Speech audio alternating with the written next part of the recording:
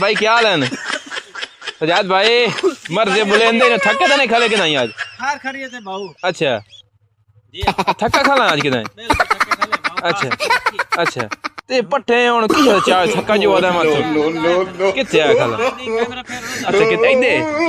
ए लद्दा तोड़ा अच्छा जुएंदा भी हैं तू अच्छा बस ठीक है